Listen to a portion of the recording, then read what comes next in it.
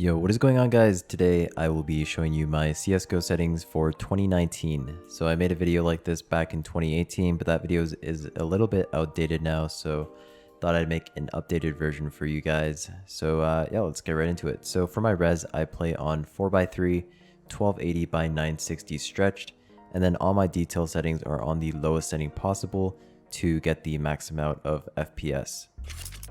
Okay, so for the most asked question, which is the crosshair, right now I am using Stewie 2K's crosshair, which is basically just size 2, thickness 1, gap -3, style 4, color 2, which is yellow, and outline 0. If I'm not using this crosshair, then I use my OG crosshair, which is outline 1, gap -2, and there you go, you got the OG white crosshair that I used to use. And then for my view model, I use classic view model, which is basically just view model preset position 3. That's classic. So if you just type that in, put it into console, then you will get my exact view model. If you want the exact values, it is X 2.5, Y 0, Z -1.5.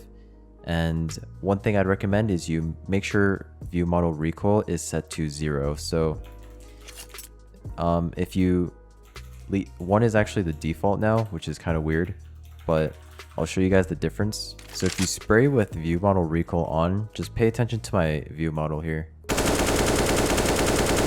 You can see like the arms here. I won't spray control and you guys can take a look. You can see the arms just kind of bounce up, which is really nasty looking. But if you have it set to 0,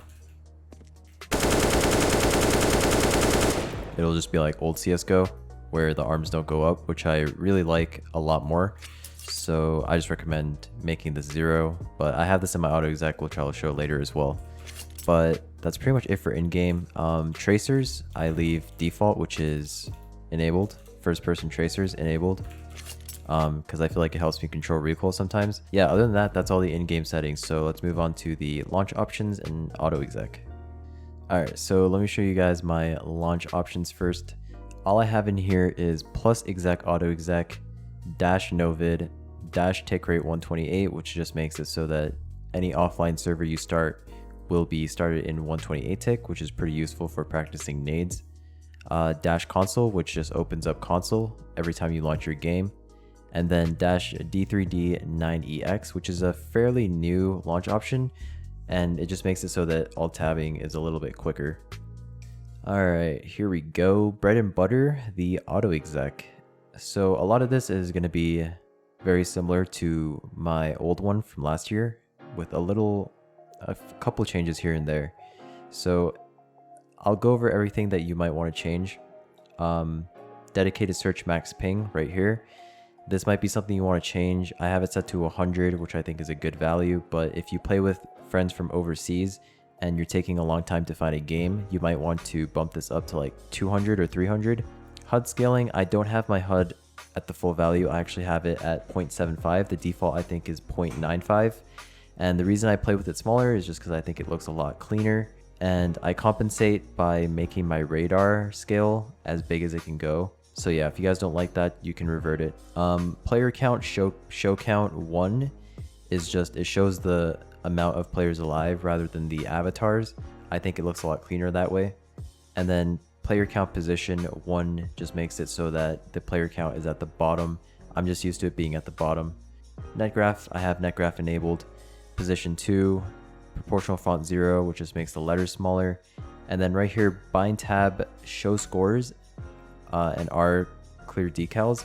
This just makes it so that every time I press tab, it clears the bloodstains and gunshot holes on the walls. If you guys don't like this, you can just remove this right here. FPS, I cap my FPS at 300, and then all this right here is just FPS commands. Voice scale, I put it at 0.2. This is how loud your teammates are in game. I think it's a good number. You guys can change it based on how you feel. Obviously, this is just reducing sound latency. And then Music, I have everything on 0 except for the 10-second warning volume. I have that on 10%. I like it this way because it just lets me know when bomb's about to go off and if I have time or not to defuse. And then rates, these are just the typical rates for 128 tick and matchmaking, I guess. Just the best rates to use. And then this is the max amount that you can use with the... So if you have really good internet, then obviously put this in. If you don't have good internet, then you guys can look up a guide on which number to use, but this is just the max amount. So if you have like over 6 megabit download speed, then you should just be using the max value, which I'm pretty sure 90% of the people will have over 6 megabit download. And then this radar setting I've been using for literally like over 3 years now. In my opinion, it's one of the best radar settings that you can use in the game. Other than this radar scale, I changed this recently, obviously, to go along with my HUD scale that I talked about earlier. I used to have this on 1. If you guys want to leave it on 1, then I would recommend changing the HUD scale to default, which is 0.95.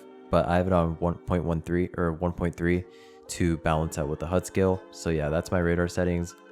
View model, I talked about this in-game already. Yeah, sensitivity 2.1. I've been playing on 2.1 for quite a while now, actually. I played around with a lot of different sensitivities, but 2.1 seems to be my sweet spot. I play on 400 DPI, 1000 Hertz polling rate, and I am using a G-Wolf Skull, which is pretty much the equivalent of a Zowie EC2, just lightweight. So yeah. And then this is just to force mouse acceleration off. I'm pretty sure this is just placebo. I don't think these commands really do anything, but I'll leave them in there. And then raw input 1, obviously. And then zoom sensitivity, I leave it on 1 just because I'm used to that. I've been playing on zoom sensitivity 1 for pretty much my entire Counter-Strike career. So I leave that on 1. And then binds, I unbind I because it's useless. I unbind space because I use mouse wheel to jump. If you guys use space to jump, then obviously take this line out. And then bind mouse 1 attack. This is just to make sure that none of my essential attack keys get unbound for whatever reason. H is spray, which I think is default. And then mouse wheel up is my jump. Some people like to use mouse wheel down. Some people like to use both. I use mouse wheel up. It's really up to you. And then these I would recommend changing if you don't use the same nade binds as me, which you probably don't. I have Q as my smoke, C as my flashbang, X as my Molotov, 4 is my HE grenade and my decoy, and then my side mouse button, my back side mouse button is my in-game push to talk, and then F1, F2, F3, F4 are my radio commands, my essential radio commands, which is the affirmative, negative, thank you for if someone drops me, and then hold position for if we have a bot. And then this one right here is so that I don't go deaf listening to the bomb explode every round. Yeah, so this just toggles volume. I have it bound to mouse wheel down, obviously, because I have mouse wheel up to jump.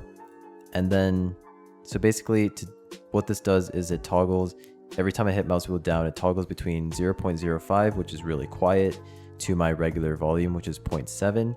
If you guys want to make use of this bind, then obviously you need to replace 0.7 with whatever volume you normally play at in game, so just keep that in mind. And then I have equal sign to execute my auto exec.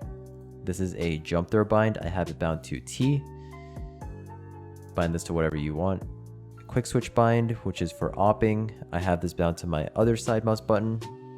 C4 drop bind, bound to Z. What this does is if I have the bomb in my inventory, I don't have to switch to it to throw it away. I can just press Z and it will automatically drop my bomb.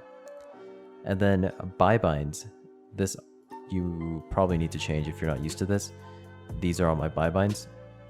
And then this is just my shit talking bind, which is pretty funny. I have it bound to period, and it's pretty interesting because when I hit period, I can just literally keep hitting period and it will just cycle through all of these binds, which is pretty funny to do when I'm in game and I want to troll. But that's pretty much it for my auto exec. I will leave this obviously in the description below for you guys to download. But next is going to be NVIDIA 3D settings. I really don't change much in here. All you have to do is go to adjust image settings with preview and make sure use the advanced 3D image settings is checked.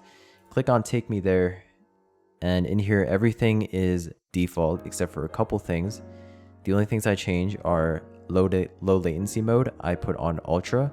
If you guys don't have this, make sure you're on the latest version of the NVIDIA drivers, and if you still don't have it after updating, then that means your graphics card is not supported, but you will have another option called maximum pre-rendered frames, which is pretty much very similar to low latency mode.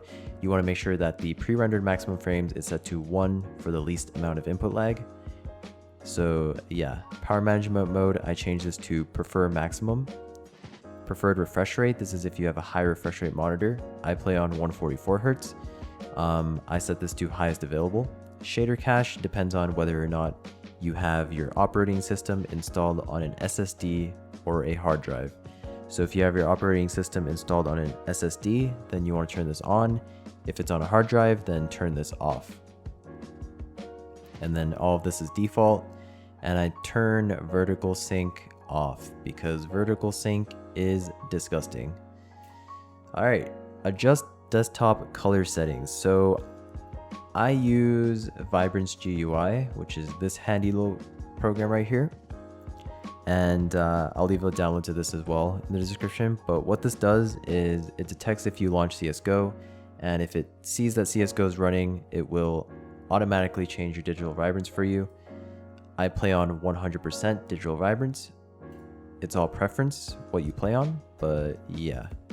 If you don't want to download that and you want to change it manually, you just go into adjust desktop color settings under display, click on your monitor, and right here is digital vibrance. I play on, again, 100%, but it's all preference. So yeah, that's pretty much it. That's the whole video. Those are my settings for CSGO 2019. Hope you guys enjoyed the video. I will see you in the next one. Peace out.